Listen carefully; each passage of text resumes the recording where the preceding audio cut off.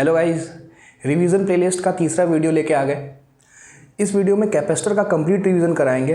Capacitor के जितने भी फॉर्मूले हैं, जितने भी कॉन्सेप्ट है, capacitor, dielectric, combination of capacitor, सबको कंप्लीटली आपको समझाएंगे। क्विक रिवीजन कराएंगे, बड़ा सॉलिड रिवीजन होगा। वीडियो देखिए, आपको बहुत अच्छा लगेगा। इसके पहले इलेक्ट्रोस्टैटिक्स 1, इलेक्ट्रोस्टैटिक्स 2 का वीडियो पड़ चुका है, उसका लिंक डिस्क्रिप्शन में है। आप अगर आपने नहीं देखा तो आप वहाँ जाकर उसको भी ज़रूर देखिएगा। और सिर्फ देखना नहीं है, इंस्ट्रक्शन वही है, रिवीजन पॉइंट बनाना है। रिवीजन पॉइंट बनाओगे, फॉर्मूले जो बताए जाएंगे वीडियो में, उस फॉर्मूले को लिखना, रिवीजन पॉइंट बनाना और उसको मल्टीपल टाइम रिवाइज करिए। ठीक है। वीडियो का कोई पोर्शन समझ में ना आए तो आप फ़ोन आपका है, आप बैक करिए, पीछे आइए, पीछे आके उसको फिर से देखिए। ठीक है। रिवीजन पॉइंट्स बनाएंगे, सिर्फ ऐसे मूवी की तरह वीडियो मत देखो। रिवीजन पॉइंट बनाओ, जो मैंडेटरी है, कंपलसरी है। रिवीजन पॉइंट से आप उसको बाद में रिवाइज करिए, बार बार रिवाइज करिए, आपको बहुत फायदा होगा। रिवीजन पॉइंट बनाना जरूरी है। कैपेसिटर कंप्लीट रिवीजन होगा इसमें, आपको बहुत मजा आएगा देख के। चलिए शुरू करते हैं।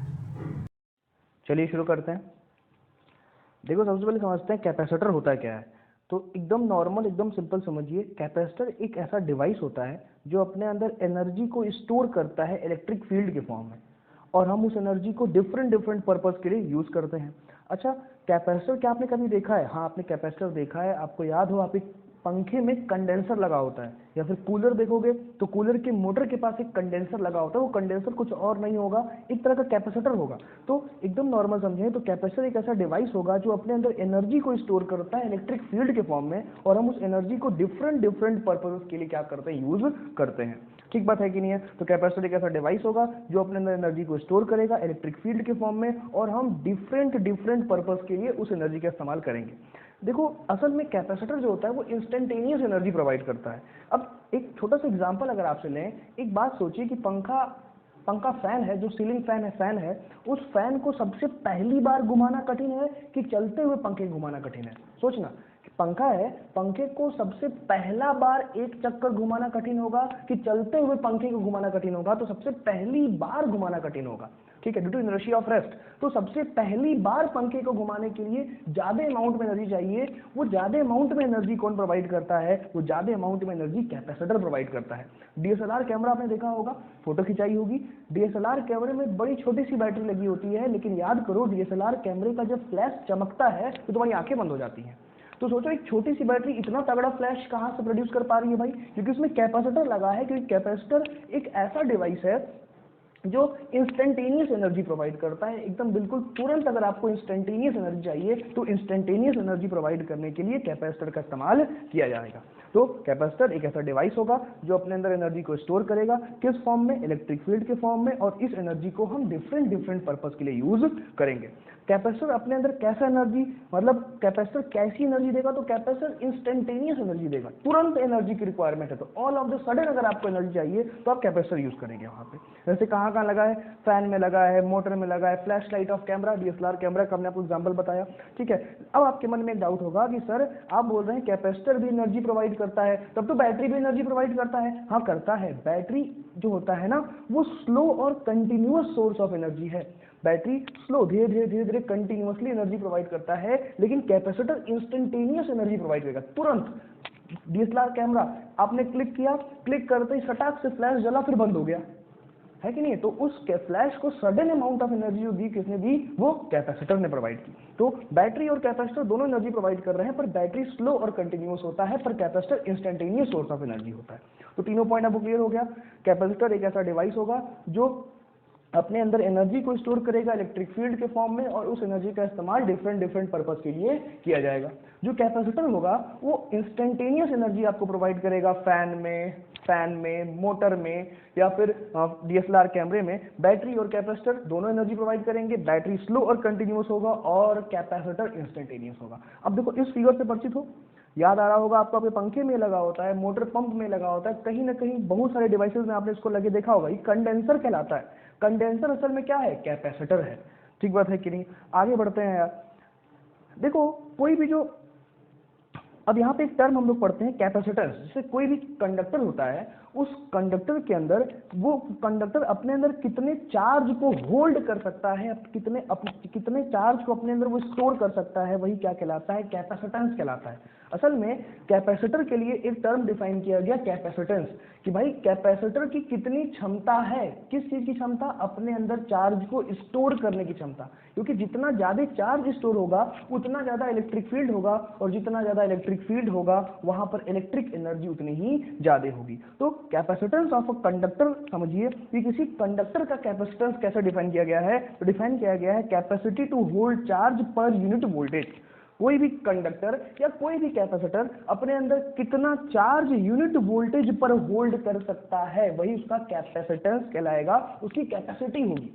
कोई भी कैपेसिटर है या कोई भी कंडक्टर है, वो यूनिट वोल्टेज पर अपने अंदर कितने चार्ज को स्टोर कर सकता है, वही क्या कहलाएगा, उसका कैपेसिटेंस कहलाएगा। अब तुम समझो ना यार, जितना ज्यादा चार्ज स्टोर करेगा उतना ज्यादा इलेक्ट्रिक फील्ड होगा, जितना ज्यादा इलेक्ट्रिक फील्ड होगा उतनी ज्यादा एनर्जी आपको मिलेगी। तो कैपेसिटेंस का सिंपल सा मतलब क्या हो गया कि कोई भी कंडक्टर या फिर कैपेसिटर अपने अंदर यूनिट वोल्टेज पर कितना चार्ज स्टोर करेगा, वही क्या कहलाएगा, कैपेसिटेंस कहलाएगा। फॉर्मूला क्या होगा इसका, C = Q/V होगी। यूनिट फैराड होता है, याद रहे कैपेसिटेंस का यूनिट क्या होगा, फैराड होगा। और एक बड़ी इंपॉर्टेंट बात कि जो कैपेसिटेंस C है वो चार्ज पर और वोल्टेज पर डिपेंड नहीं करता।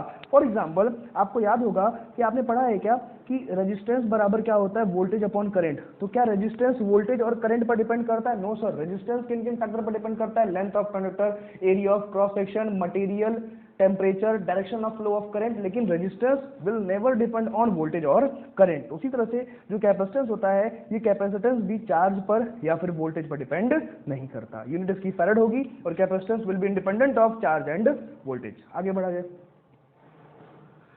देखो इसमें समझो कि एक होता है टर्म, कहते हैं स्फेरिकल कैपेसिटर। स्फेरिकल कैपेसिटर को समझिए कि सर हमारे पास एक स्फेयर शेप का कोई बॉल मान लो, ठीक बात है ना, एक स्फेयर शेप का कोई एक बॉल मान लीजिए, उस स्फेयर को हमने क्यू चार्ज दे दिया, तो उसका कैपेसिटेंस अब कैलकुलेट करो कि भाई वो जो स्फेरिकल कंडक्टर है, वो स्फेरिकल कंडक्टर अपने अंदर कितने एनर्जी को स्टोर करेगा, वही तो उसका कैपेसिटेंस कहलाएगा। और यूनिट वोल्टेज पर कितने चार्ज को अपने अंदर वो स्टोर करेगा। तो स्फेरिकल कंडक्टर हमारे पास एक था, उस स्फेरिकल कंडक्टर को क्यू चार्ज दिया गया, तो उसका कैपेसिटेंस कैसे निकलेगा, C = Q/V। और इस चूंकि स्फेयर है तो उसका पोटेंशियल कितना होगा, KQ/R। तो उसको डिवाइड करने पर कितना आया, R/K। और तुम तो जानते हो K किसके बराबर होता है, 1/4πε0 के बराबर होता है। उसको वहां पे पुट किया तो C बराबर कितना आ गया, 4πε0R आ गया। यानी कि ये देखो ये क्या है, ये कंडक्टर तुम्हारा किस शेप का था, ये कंडक्टर तुम्हारा चूंकि स्फेयर के शेप का था तो नाम क्या पड़ गया, स्फेरिकल कैपेसिटर नाम पड़ गया। और स्फेरिकल कैपेसिटर का कैपेसिटेंस कितना होगा, C = 4πε0R। बेसिकली ही ये सवाल आपकी परीक्षा में पूछा जाता है कि स्फेरिकल कैपेसिटर का कैपेसिटेंस कितना होगा, लेकिन फिर भी CBSE ने एक आध बार पूछ रखा है, तो अगर कभी आ गया तो ध्यान रखिएगा, स्फेरिकल कैपेसिटर जो होगा इसका जो कैपेसिटेंस होगा, उसका कैपेसिटेंस के फॉर्मूला कितना होगा, 4πε0R होगा। अच्छा देखो अब तुम यहाँ से चीज को ऑब्जर्व करो कि सर कैपेसिटेंस बराबर कितना आया था, Q/V।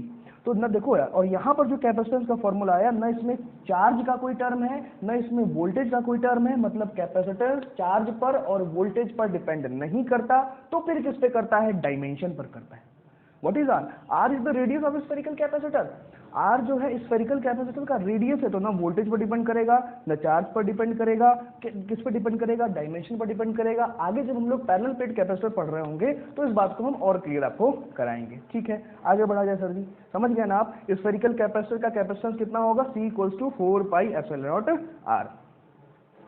अब एक चीज बड़ी इंपॉर्टेंट बात समझो, जैसे फॉर एग्जांपल मान लो कि हम अपने स्फेरिकल कैपेसिटर में जो हमने स्फेयर लिया है, उस स्फेयर को अर्थ के बराबर ले लें। हम एक ऐसा स्फेयर ले लें जो अर्थ के बराबर है, यानी समझ लो अर्थ को ही हम एक स्फेरिकल कैपेसिटर मान लें। तो अगर हम अर्थ को स्फेरिकल कैपेसिटर मान लें तो अर्थ का रेडियस कितना होता है, 6400 किलोमीटर। इसको मीटर में बदल दें, 4 अब यहाँ पुट कर दो, क्योंकि भाई कैपेसिटेंस का फॉर्मूला क्या होगा, क्योंकि हमने इस अपना कैपेसिटर जो लिया है, जो हमने अपना कंडक्टर लिया है, वो अर्थ के को मान लिया। अगर हम अर्थ के बराबर एक कंडक्टर, इतना बड़ा कंडक्टर मान रहे हैं, अर्थ के बराबर अगर हम एक कंडक्टर मान लें, तो हमने यहाँ पे पाई की वैल्यू 3.14 की, एप्सिलॉन नॉट की वैल्यू यहाँ पे हमने पुट की, आर को मीटर में पुट किया। अब इन सबको जब आप कैलकुलेट करेंगे, देखिए आपको कैलकुलेटर देख लीजिएगा, जब आप इसको कैलकुलेट करेंगे तो कैलकुलेट करने पर ये आंसर 1 से छोटा आएगा, क्योंकि 10⁻⁻12 है यहाँ पे। ये आंसर 1 से छोटा आएगा। इसका मतलब है कि सर अगर हम अर्थ के बराबर भी एक कंडक्टर मान लेते हैं, अगर हम अर्थ के बराबर भी अपना एक कैपेसिटर मान लेते हैं, तब पर भी उसका कैपेसिटेंस 1 फैरेड नहीं हो पा रहा है। इसका मतलब कि जो फैरेड होती है ये कैपेसिटेंस की बहुत बड़ी यूनिट होती है, समझ रहे हो ना।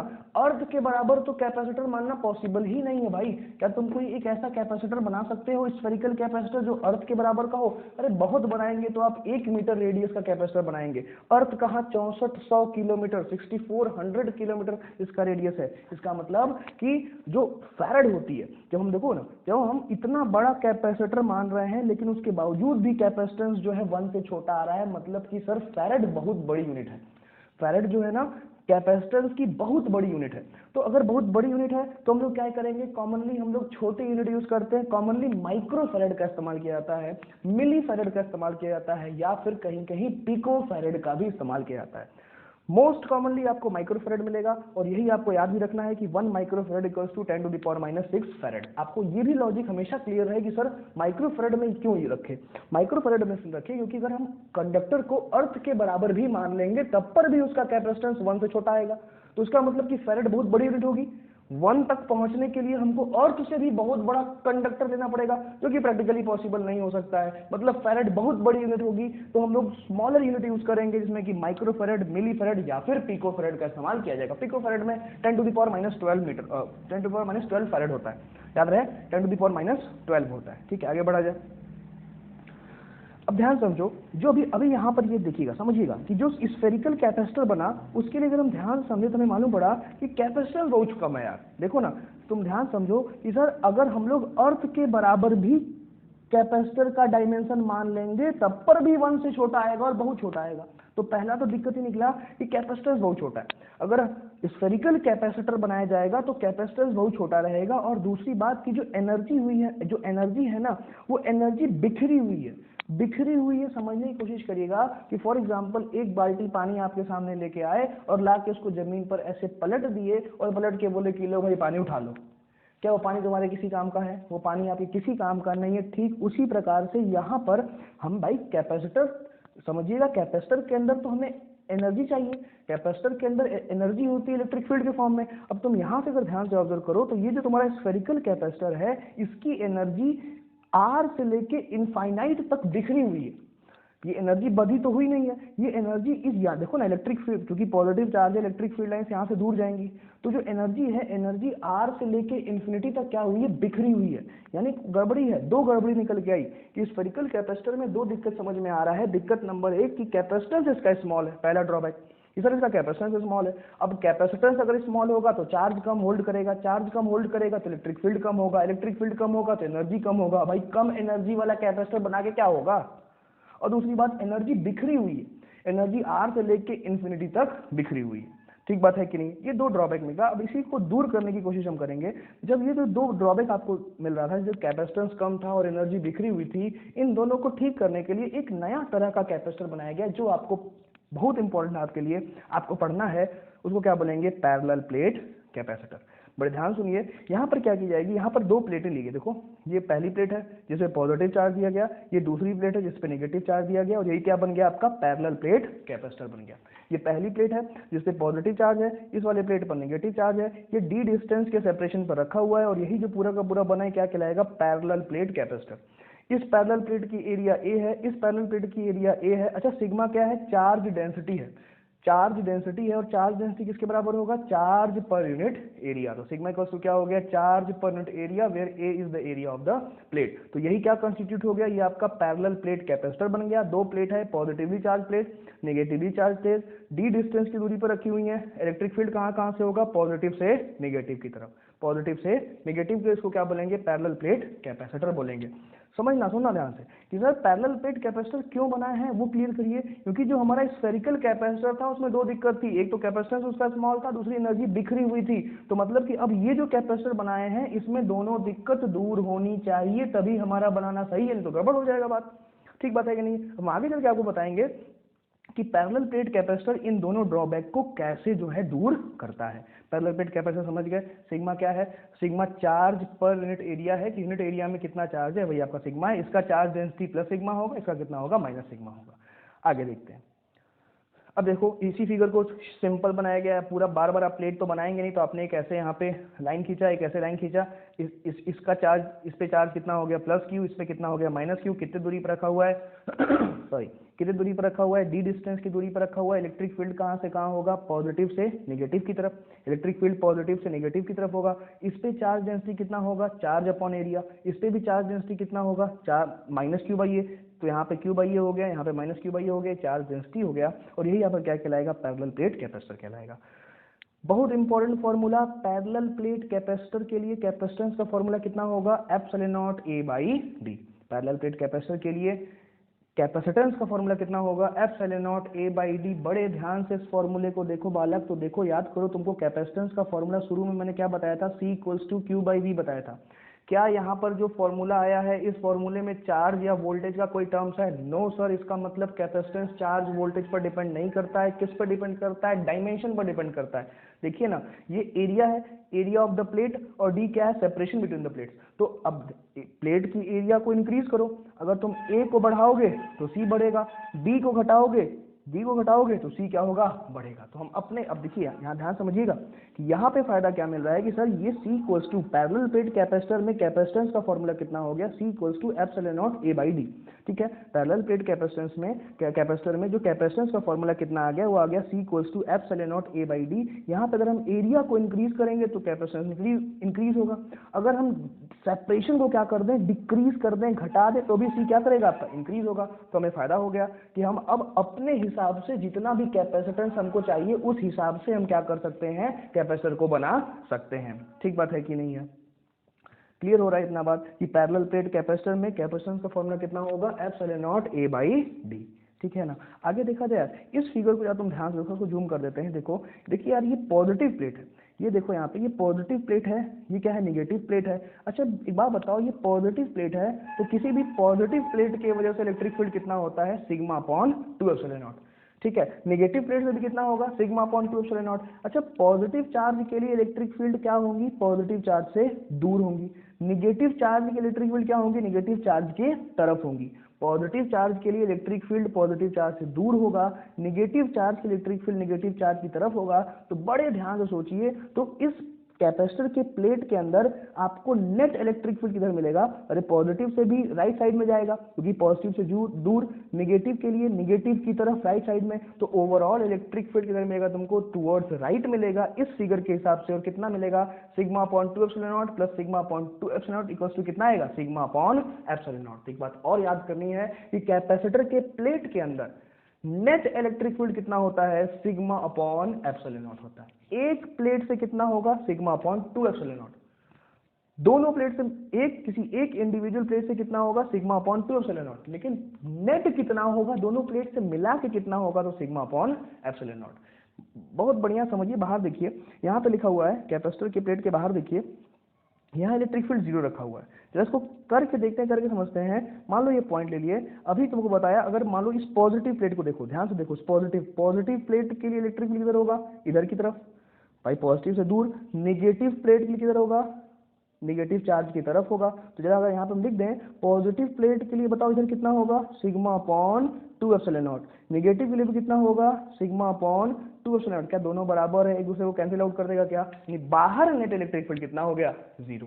इस बगल भी देख लीजिए कि यहाँ पर देखिए, पहले जरा पॉजिटिव प्लेट देखो, पॉजिटिव प्लेट के लिए इलेक्ट्रिक फील्ड कितना होगा, पॉजिटिव से दूर, भाई इससे दूर इधर कितना, sigma upon 2 epsilon not. Negative से किधर होगा, नेगेटिव की तरफ कितना, सिग्मा अपॉन 2 एप्सिलॉन नॉट। दोनों कैंसिल हो गया और नेट इलेक्ट्रिक फील्ड कितना आ गया, 0। बहुत बढ़िया।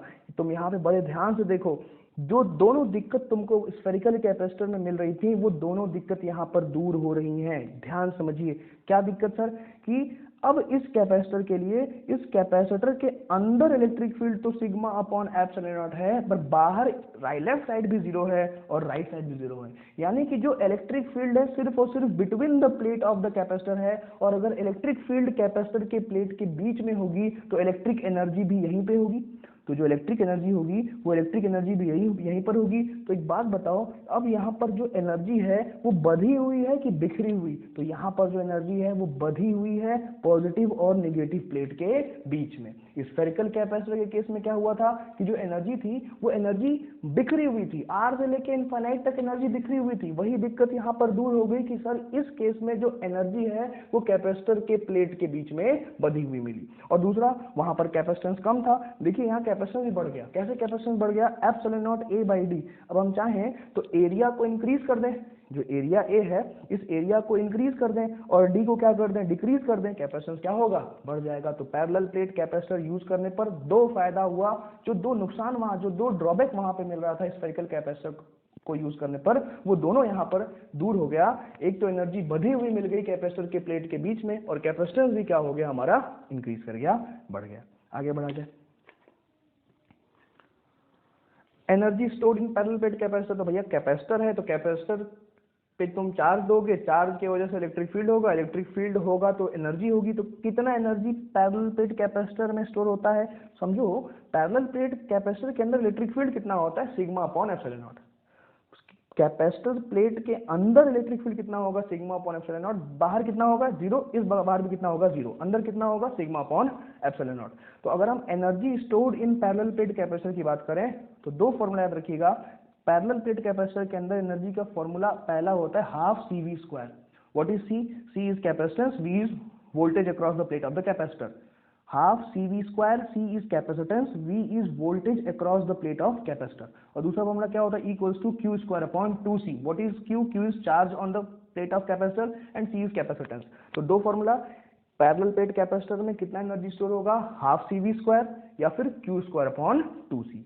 ठीक है, आगे बढ़े। अच्छा, अब देखो कैपेसिटर को कंबाइन किया जाएगा। दो तरह का कॉम्बिनेशन होता है, एक होता है सीरीज कॉम्बिनेशन, एक होता है पैरेलल कॉम्बिनेशन। पहले पढ़ते हैं सीरीज कॉम्बिनेशन। तो अगर जब कभी भी कैपेसिटर को एंड टू एंड जोड़ा जाए, पहले कैपेसिटर के एंड से, पहले कैपेसिटर के एंड से दूसरे को, दूसरे के एंड से तीसरे को, तो वो क्या कहलाएगा आपका? वो सीरीज कॉम्बिनेशन कहलाएगा।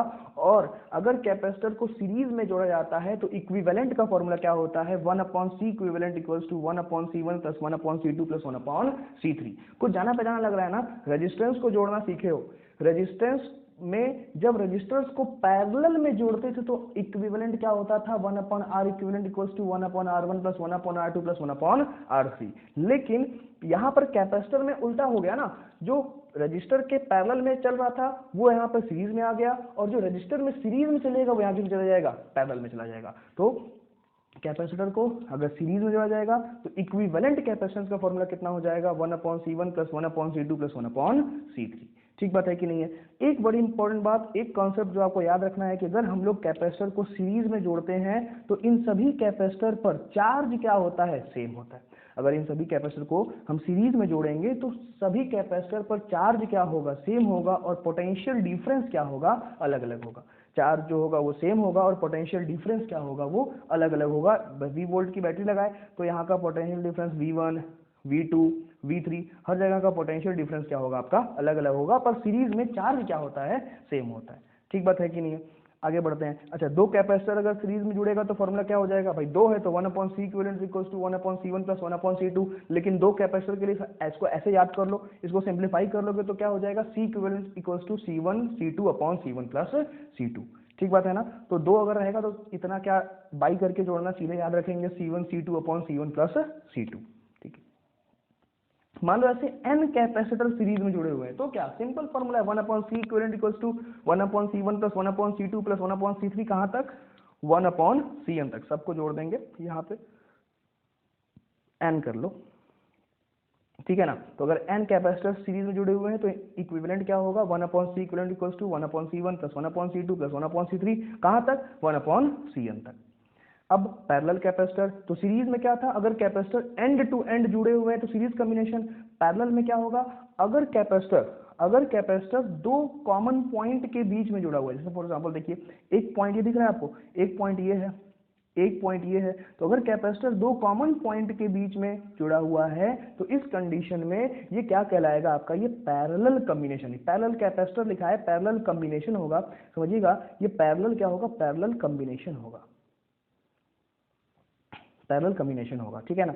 तो अगर अगर कभी भी कैपेसिटर दो पॉइंट के बीच में जुड़े हुए हैं, देखो एक पॉइंट नंबर 1 ही मान लो, ये पॉइंट नंबर 2 मान लो, और 1 और 2 के बीच में ही C1 और C2 जुड़ा हुआ है, तो जब कभी भी दो कॉमन पॉइंट के बीच में दो या दो से अधिक कैपेसिटर जुड़े होंगे तो वो पैरेलल कॉम्बिनेशन कहलाएगा, ठीक है ना। पैरेलल कॉम्बिनेशन में आपको कॉन्सेप्ट याद रखना है कि जितने भी कैपेसिटर्स पैरेलल में जुड़े होंगे सबके अक्रॉस पोटेंशियल डिफरेंस तो सेम होगा पर चार्ज अलग अलग होगा। सीरीज में उल्टा था, सीरीज में क्या था कि अगर कैपेसिटर सीरीज में है तो चार्ज सेम होगा, वोल्टेज अलग अलग होगा, लेकिन अगर कैपेसिटर पैरेलल में है तो उस केस में वोल्टेज सेम होगा और चार्ज क्या होगा, अलग अलग होगा। ठीक बात है कि नहीं। वोल्टेज सेम काहे को होगा, क्योंकि यार ये पॉइंट मान लो 1 है, ये पॉइंट 2 है, लिख दें, ये वाला पॉइंट मान लीजिए 1 हो गया, ये वाला पॉइंट मान लीजिए 2 हो गया, तो अगर तुम 1 को और 2 को ध्यान से देखो तो इसी 1 और 2 के बीच में C1 भी जुड़ा है, इसी 1 और 2 के बीच में C2 भी जुड़ा हुआ है। तो अगर पोटेंशियल डिफरेंस C1 का बताओ क्या लिखोगे, V1 माइनस V2, C2 का भी क्या लिखोगे, V1 माइनस V2, मतलब दोनों के क्रॉस पोटेंशियल क्या होगा, सेम होगा, चार्ज अलग अलग होगा। अच्छा, पैरेलल कॉम्बिनेशन में अगर कैपेसिटर्स पैरेलल कॉम्बिनेशन में जुड़े हुए हैं तो उनका इक्विवेलेंट सिंपली जोड़ दिया जाएगा तो आंसर आ जाएगा। कैसे, C इक्विवेलेंट इक्वल्स टू कितना होगा, C1 प्लस C2, जितने भी कैपेसिटर्स जुड़े हुए हैं पैरेलल में सबके कैपेसिटेंस को जोड़ दोगे तो इक्विवेलेंट कैपेसिटेंस का फर्क, इक्विवेलेंट कैपेसिटेंस की वैल्यू आ जाएगी। ये क्या लिखा है, Q equals to Q1 plus Q2। अरे भाई जो मान लो यहाँ से Q चार्ज गया तो ये Q चार्ज दो पार्ट में टूट जाएगा ना, Q1 इसमें कितना गया Q1, इसमें कितना गया Q2, ये Q1 Q2 को जोड़ोगे तो टोटल चार्ज Q के बराबर आएगा, वही लिखा हुआ है, कोई खास बात नहीं है। तो अगर कैपेसिटर्स पैरेलल में होंगे तो इक्विवेलेंट सिंपली कितना हो जाएगा, C1 प्लस C2। पूरी बात याद रहेगी कि पैरेलल कॉम्बिनेशन में कैपेसिटर के क्रॉस चार्ज डिफरेंट होगा पर वोल्टेज सेम होगा, इक्विवेलेंट क्या हो जाएगा, सिंपली सम कर देंगे C1 प्लस C2।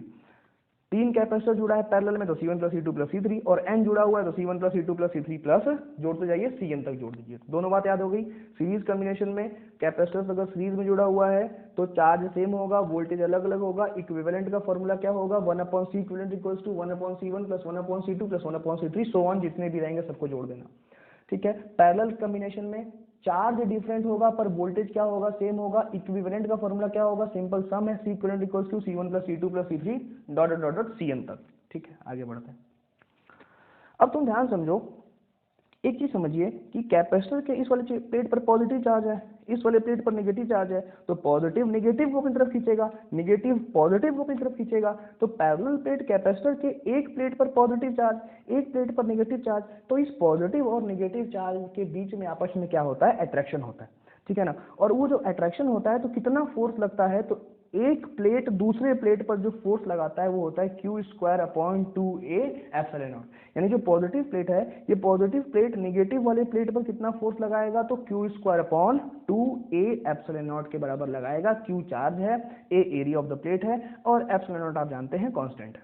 सही बात है कि नहीं है, परमिटिविटी, एप्सिलॉन नॉट क्या है आपका, कांस्टेंट है, परमिटिविटी है। तो अब देखो ये पॉजिटिव प्लेट है, नेगेटिव प्लेट है, तो अपोजिटली चार्ज है तो आपस में अट्रैक्शन होगा, अट्रैक्शन होगा तो पॉजिटिव वाला नेगेटिव वाले को अपनी तरफ खींचेगा, नेगेटिव वाला पॉजिटिव वाले को अपनी तरफ खींचेगा, तो कितना फोर्स लगाएगा, तो एक प्लेट दूसरे पर जो फोर्स लगाएगा Q²/2A एप्सिलॉन नॉट के बराबर लगाएगा।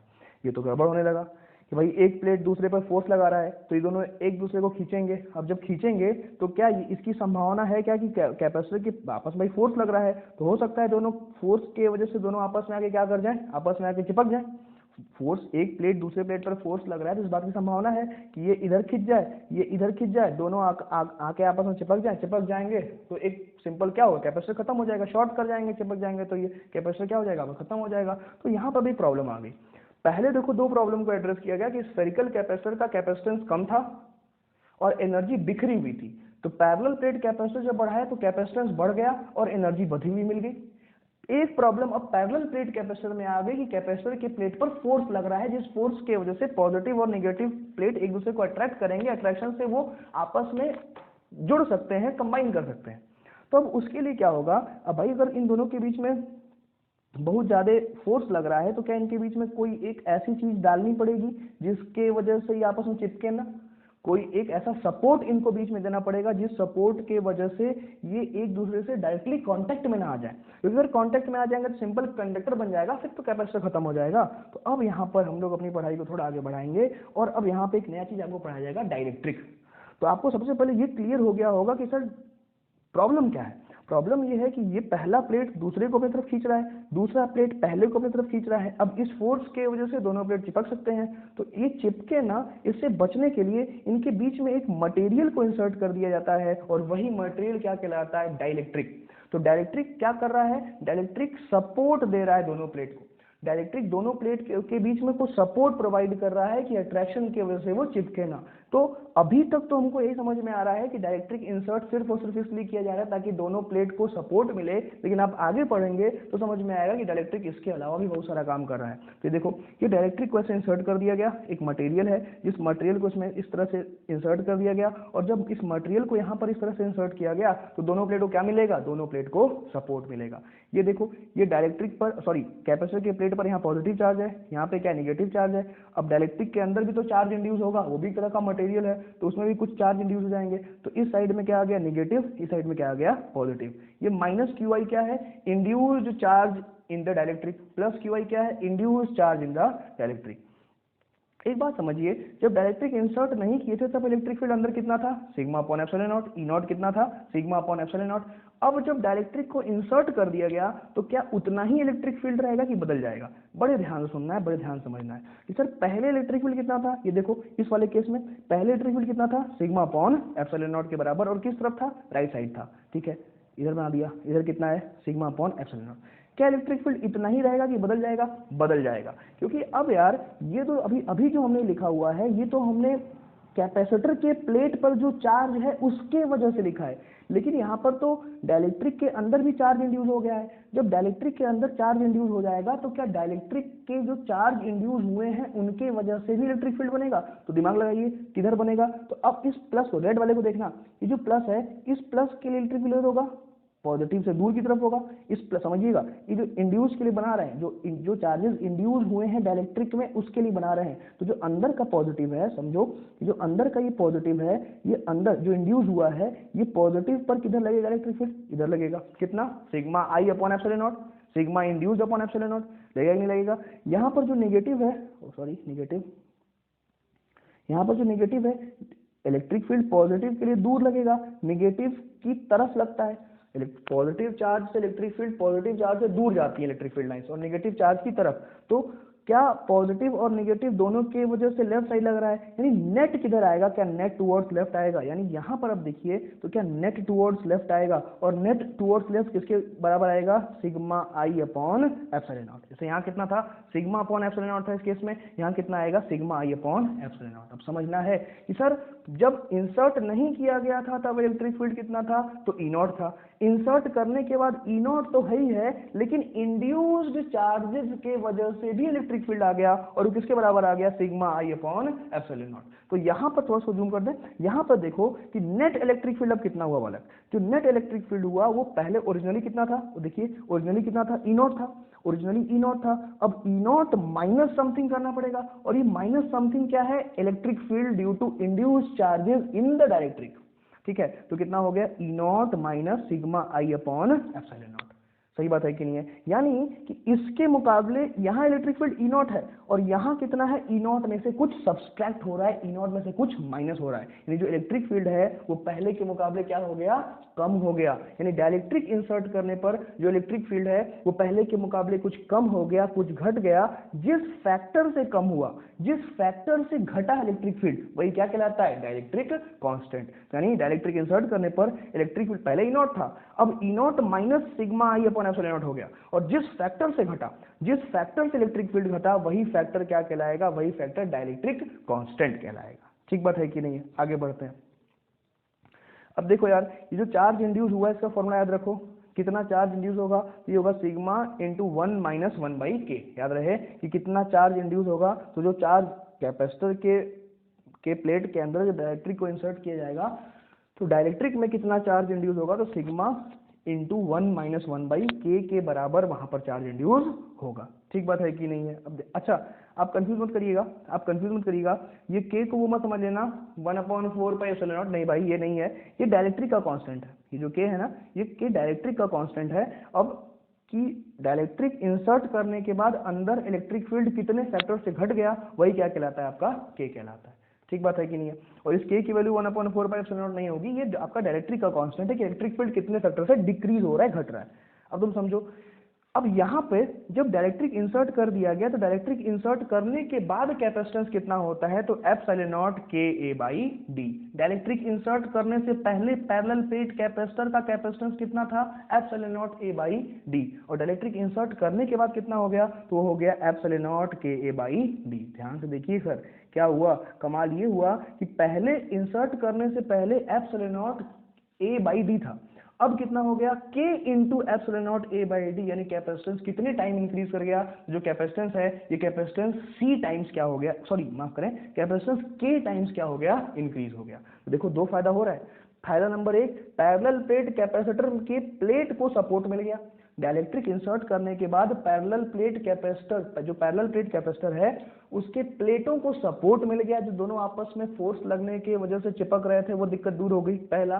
और दूसरा क्या हो गया, दूसरा कैपेसिटेंस भी क्या हो गया, बढ़ गया। अब कैपेसिटेंस जितना ज्यादा रहेगा उतना बेनिफिशियल है हमारे लिए यार। कैसे, क्योंकि जब जितना ज्यादा कैपेसिटेंस होगा उतना ज्यादा चार्ज स्टोर करेगा, जितना ज्यादा से ज्यादा चार्ज स्टोर करेगा एनर्जी उतनी ही ज्यादा होगी।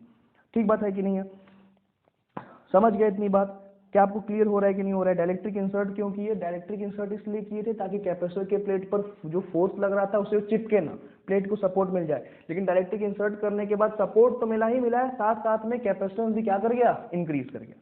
अच्छा, डायलेक्ट्रिक का मटेरियल किसका होगा, डायलेक्ट्रिक का मटेरियल किसका होगा, वो कंडक्टर होगा कि इंसुलेटर होगा कि सेमी कंडक्टर होगा। तो पहली बात, इंसुलेटर तो हो नहीं सकता।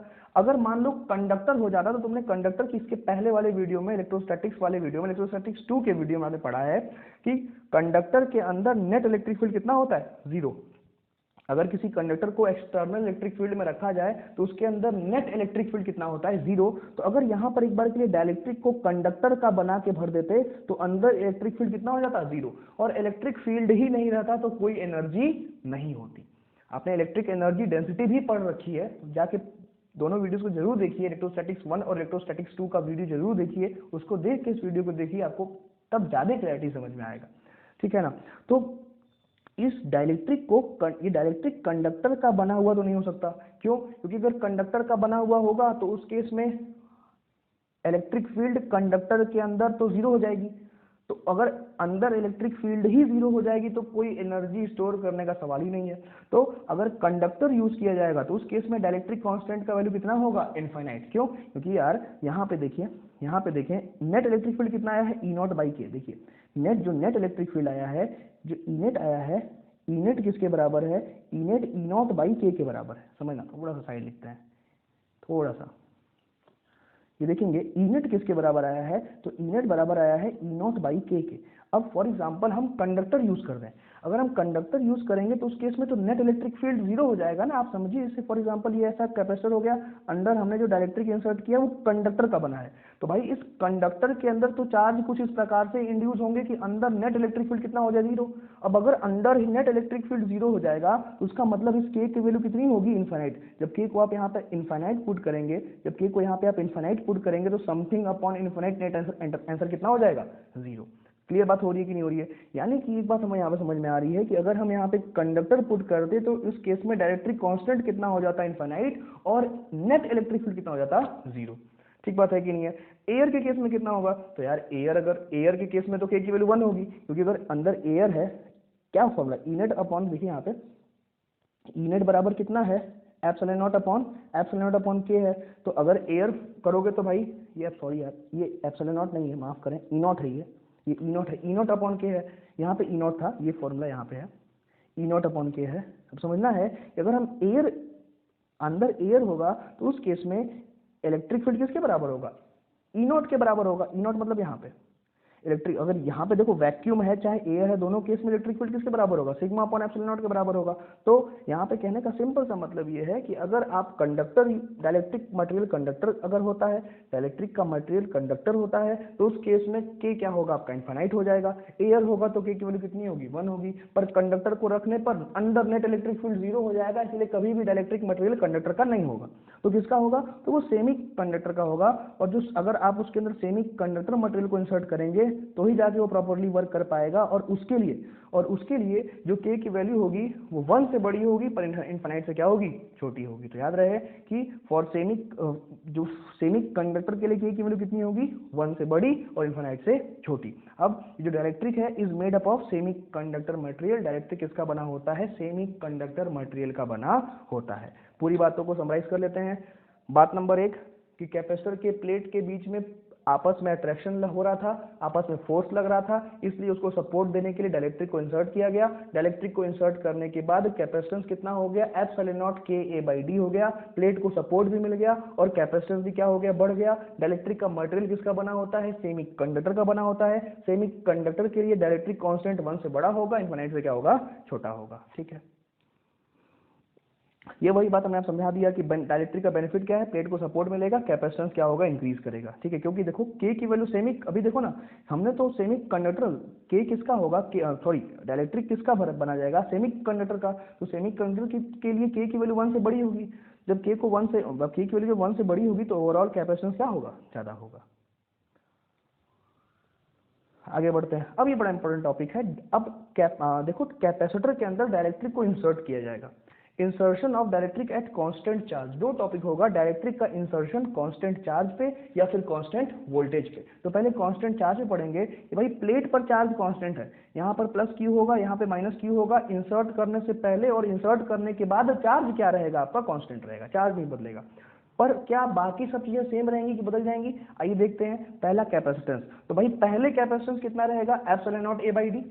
पहले कैपेसिटेंस कितना रहेगा, epsilon naught A by D. जब इंसर्ट नहीं किए हैं डाइलेक्ट्रिक तो उस केस में अभी आपने पढ़ा पैरेलल प्लेट कैपेसिटर का कैपेसिटेंस कितना होता है, epsilon naught A by D. Dielectric को इंसर्ट करने के बाद कितना हो जाएगा, एप्सिलॉन नॉट के ए बाई डी। कैपेसिटेंस कितना बढ़ गया, इनिशियल से के टाइम्स बढ़ गया। एनर्जी की बात करते हैं, इनिशियल एनर्जी कितना होगा, क्यू इसको formula Q square upon 2c, जो फॉर्मूला होता है Q square upon 2c। Final कितना होगा, चार्ज तो जो इनिशियल होगा वही फाइनल होगा, क्योंकि कांस्टेंट चार्ज की बात कर रहे हैं। तो क्यू स्क्वायर अपॉन 2c, पर c मत लिखो। अब c कैपेसिटेंस कितने टाइम्स इंक्रीज कर गया है, कैपेसिटेंस के टाइम्स इंक्रीज कर गया है। तो अगर इनिशियली c था तो अब कितना हो जाएगा, kc टाइम्स हो जाएगा। है कि नहीं है कि समझना कि एनर्जी कैपेसिटेंस पहले c था तो अब कितना हो जाएगा, kc टाइम्स हो जाएगा, क्योंकि कैपेसिटेंस इंक्रीज कर गया। तो यहाँ पर जब कैपेसिटेंस kc टाइम्स हो गया तो एनर्जी बढ़ा ही घटा, एनर्जी घट गया। कैसे, क्योंकि यार ये क्यू स्क्वायर अपॉन 2c है और ये कितना है, क्यू स्क्वायर अपॉन 2kc है। तो ये तो डिनोमिनेटर में आया है ना, तो उस केस में एनर्जी क्या होगा, आपका घटेगा। यानी कि अगर डाइलेक्ट्रिक को कांस्टेंट चार्ज पर इंसर्ट करोगे तो एनर्जी क्या होगा, डिक्रीज करेगा। कितना टाइम, 1 अपॉन के टाइम। ठीक है, इलेक्ट्रिक फील्ड देखो, पहले इलेक्ट्रिक फील्ड कितना होगा, सिग्मा अपॉन एप्सिलॉन नॉट। भाई जब इंसर्ट नहीं की हो तो कैपेसिटर के प्लेट के अंदर कितना होगा, सिग्मा अपॉन एप्सिलॉन नॉट। और सिग्मा को रख दिया है Q upon A epsilon not, sigma बराबर क्यू बाई ए होता है ना, तो सिग्मा को पुट किया है क्यू बाई ए, तो कितना आ गया, Q upon A epsilon not.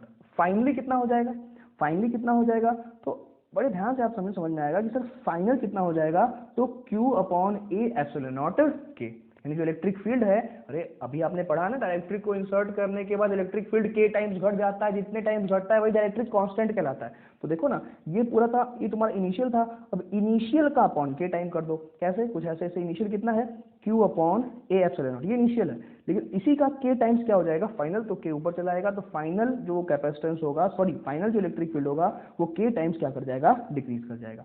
Force between the plate, प्लेटों पर लगने वाले फोर्स का क्या होगा, तो अभी आपने फोर्स का फॉर्मूला पढ़ा है, इनिशियल कितना होगा,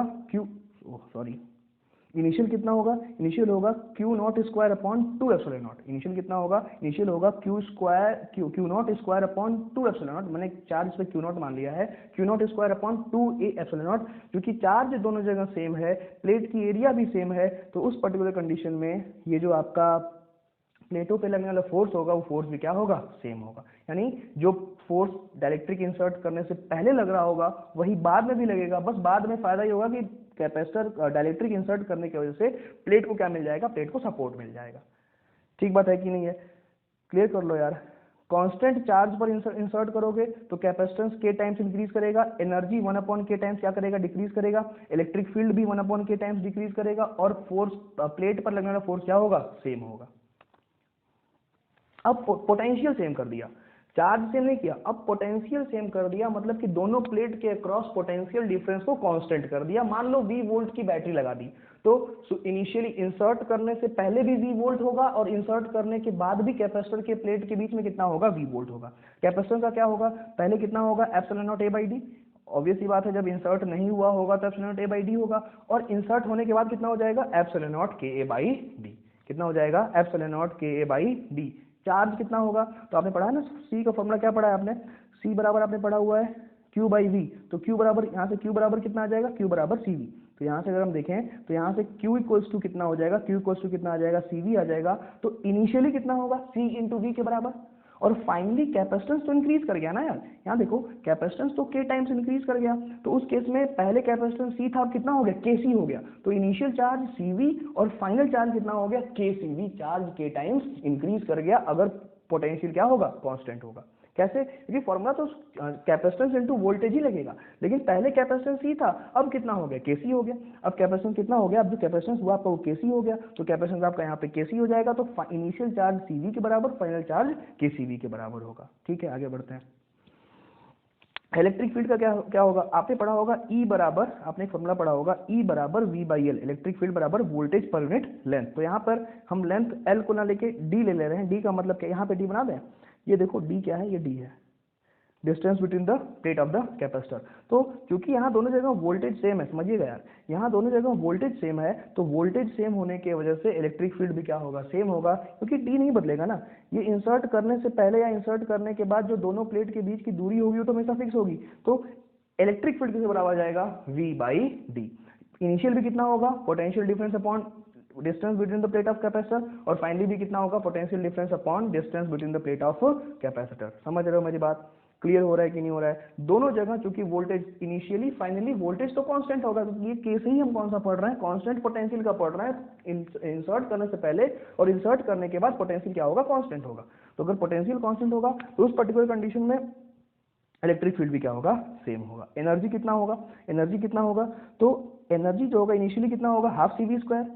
कैपेसिटेंस जब C है तो हाफ CV स्क्वायर। अब फाइनली कैपेसिटेंस कितना हो गया, K टाइम्स इंक्रीज कर गया, तो C के प्लेस पर क्या कर दिया, KC कर दिया, कैपेसिटेंस बढ़ गया, तो क्या हो जाएगा, फाइनल कितना हो जाएगा, हाफ KCV स्क्वायर। एनर्जी क्या कर रहा है, इंक्रीज कर रहा है। ऑब्वियस ही बात है, आप समझिए तो बड़े ध्यान से कि सर चार्ज बढ़ गया, CV से KCV हो गया, चार्ज बढ़ेगा तो इलेक्ट्रिक फील्ड को तो जब चार्ज बढ़ेगा तो उस केस में यहाँ पर इलेक्ट्रिक फील्ड कांस्टेंट है। चार्ज यहाँ पर इलेक्ट्रिक फील्ड, क्योंकि पोटेंशियल सेम लगाया गया है तो इलेक्ट्रिक फील्ड कांस्टेंट है, लेकिन क्योंकि चार्ज बढ़ रहा है तो चार्ज बढ़ने की वजह से एनर्जी भी क्या करेगा, इंक्रीज करेगा। सही बात है कि नहीं है, आप समझे कि इसकी पहले तो कैपेसिटेंस बढ़ा, कैपेसिटेंस मतलब capacity to hold the charge, तो कैपेसिटेंस K टाइम्स बढ़ गया तो चार्ज भी बढ़ गया, ज्यादा चार्ज होगा, और चार्ज जब आपका बढ़ गया तो यहाँ पर जो एनर्जी पहले हाफ CV स्क्वायर थी वो कितनी होगी, हाफ KCV स्क्वायर। ये कैसे KCV आ गया, क्योंकि कैपेसिटेंस C से बदल कितना हो गया, KC हो गया। फॉर्मूला वही है ना, हाफ CV स्क्वायर, तो C के प्लेस पर KC पुट कर दो, हाफ KCV स्क्वायर। आगे बढ़ा जाए। फोर्स का क्या होगा, पहले फोर्स कितना था, Q square upon 2A epsilon not. जब इंसर्ट नहीं करेंगे, ये पहले आपको स्लाइड में फॉर्मूला दिखाया गया, बताया गया, समझाया गया है, Q square upon 2A epsilon not. ठीक है ना। अच्छा, चार्ज कितना है आपका, CV के बराबर। यहाँ पर चार्ज किसके बराबर होगा, इस केस में चार्ज किसके बराबर होगा, इस केस में जो तुम्हारा चार्ज होगा वो CV के बराबर होगा, और इस केस में चार्ज कितना होगा, इंसर्ट करने के बाद KCV के बराबर। अभी तुमने यहाँ पे देखा कि चार्ज कितना हो जाता है, K टाइम्स इंक्रीज कर जाता है, बहुत बढ़िया। तो Q के प्लेस से पुट कर दिया, C square V square upon 2A epsilon not. ठीक बात है कि नहीं है। अच्छा, फाइनली कितना हो गया, फोर्स कितना होगा, तो Q फाइनल स्क्वायर यानी फाइनल चार्ज का स्क्वायर। ठीक है, यहाँ पे तो चार्ज अलग अलग होगा, वोल्टेज सेम होगा, upon 2A epsilon not. Final charge कितना है, KCV स्क्वायर करोगे, K square C square V square upon 2A epsilon not. यानी कि देखो फोर्स क्या हो रहा है, K स्क्वायर टाइम्स इंक्रीज कर रहा है। जो प्लेटों पे लगने वाला फोर्स है वो कितनी टाइम इंक्रीज कर रहा है, K स्क्वायर टाइम्स इंक्रीज कर रहा है। पूरी बात समराइज कर लेंगे। अगर कांस्टेंट पोटेंशियल पर डाइलेक्ट्रिक को इंसर्ट किया जाएगा तो कैपेसिटेंस K टाइम्स बढ़ेगा, चार्ज क्या होगा, K टाइम्स बढ़ेगा, इलेक्ट्रिक फील्ड कांस्टेंट होगा क्योंकि सेम वोल्टेज पोटेंशियल डिफरेंस लगाया गया है, एनर्जी भी K टाइम्स इंक्रीज करेगा, और प्लेट पर लगने वाला फोर्स K स्क्वायर टाइम्स क्या करेगा, इंक्रीज करेगा। सही है, आगे बढ़ते हैं। अभी तक समझिएगा, अभी तक जो भी हम लोग डायरेक्ट्रिक को इंसर्ट कर रहे थे, अगर आप ध्यान समझें तो डायरेक्ट्रिक को फुल्ली इंसर्ट किया जा रहा था, फुल्ली। जैसे कोई फिगर दिखाएं आपको, यही फिगर देखो, तो यहाँ पर देखो जो डायरेक्ट्रिक है पूरी तरह से, थोड़ा सा जो गैप दिख रहा है ना, तुमको समझाने के लिए बनाया गया है यार, ये बिल्कुल गैप नहीं होता है। डायरेक्ट्रिक एकदम पूरी तरह से एकदम अंदर एकदम फुल्ली तरह से फिट हो जाता है, पूरी फुल्ली इंसर्टेड। डायरेक्ट्रिक को पूरी तरह से इंसर्ट किया जाता है। ये थोड़ा सा आपको यहाँ पे गैप दिखाया गया आपको समझाने के लिए। लेकिन मान लो अगर सवालों में ऐसा आ जाए कि डाइलेक्ट्रिक पार्शियली इंसर्टेड है, देखो ना यहाँ डाइलेक्ट्रिक बस इतना मोटा है, टी थिकनेस इसकी, डाइलेक्ट्रिक की थिकनेस कितनी है, टी थिकनेस है, ये भी आपका वैकेंट है, ये भी आपका क्या है, वैकेंट है। तो इस केस में सी इक्विवेलेंट का फॉर्मूला क्या होगा, अगर डाइलेक्ट्रिक फुल्ली इंसर्टेड है तो सी इक्विवेलेंट कितना होगा, एप्सिलॉन नॉट के ए बाई डी, सिंपल। अगर डाइलेक्ट्रिक फुल्ली इंसर्टेड है तो के इक्विवेलेंट का सी इक्विवेलेंट का फॉर्मूला क्या होगा, एप्सिलॉन नॉट के ए बाई डी। लेकिन अगर पार्शियली है तो फॉर्मूला बड़ा सिंपल है, समझिएगा, एप्सिलॉन नॉट देखोगे, epsilon naught A upon D minus T plus T by K. Epsilon naught A क्या है, area of the plate. What is D, D है distance between the plate of the capacitor, D क्या है, distance between the plate of the capacitor.